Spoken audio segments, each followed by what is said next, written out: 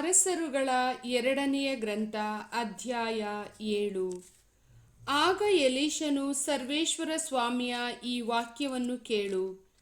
ನಾಳೆ ಇಷ್ಟೇ ಹೊತ್ತಿಗೆ ಸಮಾರ್ಯ ಪಟ್ಟಣದ ಬಾಗಿಲಿನಲ್ಲಿ ಗೋಧಿ ಹಿಟ್ಟು ನಾಣ್ಯಕ್ಕೆ 3 ಕಿಲೋಗ್ರಾಂನಂತೆಯೂ ಜವೆಗೋಧಿಯ ನಾಣ್ಯಕ್ಕೆ 6 ಕಿಲೋಗ್ರಾಂನಂತೆಯೂ ಮಾರಲಾಗುವುದು ಎನ್ನುತ್ತಾರೆ ಎಂದು ಹೇಳಿದನು. ಇದನ್ನು ಕೇಳಿ ಅರಸನ ಹಸ್ತಕನಾದ ಸರದಾರನು ದೈವಪುರುಷನಿಗೆ, ಸರ್ವೇಶ್ವರ ಆಕಾಶದಲ್ಲಿ ದ್ವಾರಗಳನ್ನು ಮಾಡಿದರೂ ಇದು ಸಂಭವಿಸಲಾರದು ಎಂದನು. ಅದಕ್ಕೆ ಎಲೀಷನು, ಅದು ಸಂಭವಿಸುವುದನ್ನು ನೀನು ಕಣ್ಣಾರೆ ಕಾಣುವೆ, ಆದರೆ ಅದನ್ನು ಅನುಭವಿಸಲಾರೆ ಎಂದು ಹೇಳಿದನು.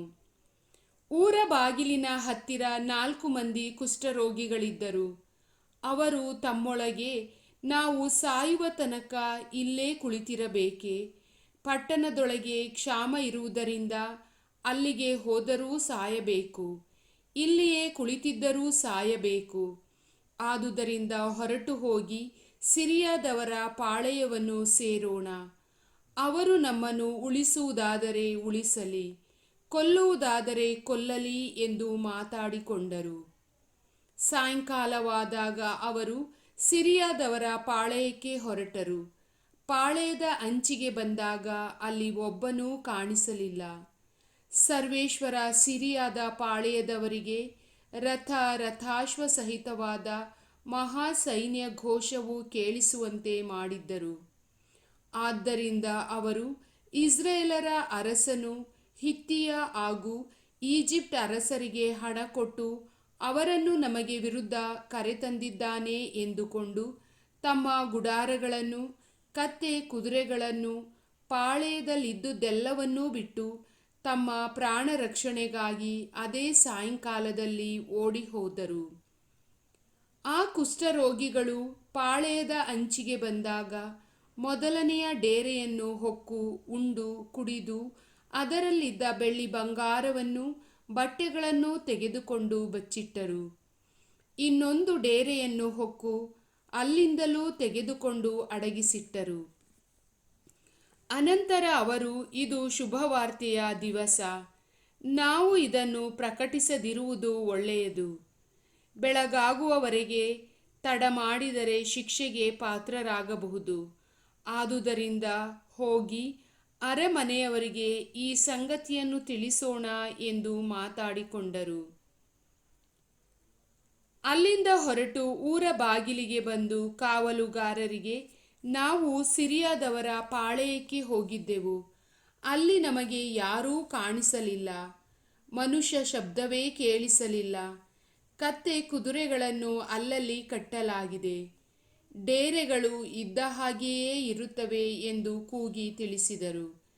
ದ್ವಾರಪಾಲಕರು ಕೂಡಲೇ ಅರಮನೆಯವರನ್ನು ಕೂಗಿ ಅವರಿಗೆ ಈ ಸಮಾಚಾರವನ್ನು ಮುಟ್ಟಿಸಿದರು.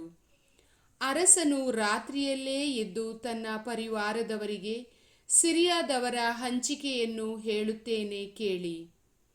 ನಾವು ಹಸಿವೆಯಿಂದ ಸಾಯುವವರಾಗಿದ್ದೇವೆ ಎಂಬುದನ್ನು ಅವರು ಬಲ್ಲರು. ಆದುದರಿಂದ ಪಾಳೆಯವನ್ನು ಬಿಟ್ಟು ಹೋಗಿ ಅಡವಿಯಲ್ಲಿ ಅಡಗಿಕೊಂಡಿದ್ದಾರೆ. ನಾವು ಪಟ್ಟಣದಿಂದ ಹೊರಗೆ ಹೋದ ಕೂಡಲೇ ನಮ್ಮನ್ನು ಸಜೀವಿಗಳನ್ನಾಗಿಯೇ ಹಿಡಿದು ಪಟ್ಟಣವನ್ನು ಪ್ರವೇಶಿಸಬೇಕೆಂದಿದ್ದಾರೆ ಎಂದನು. ಆಗ ಅವರಲ್ಲೊಬ್ಬನು ಅರಸನಿಗೆ, ರಾಹುತರು ಪಟ್ಟಣದಲ್ಲುಳಿದಿರುವ ಕುದುರೆಗಳಲ್ಲಿ 4-5 ಕುದುರೆಗಳನ್ನು ತೆಗೆದುಕೊಂಡು ನೋಡುವುದಕ್ಕೆ ಹೋಗಲಿ.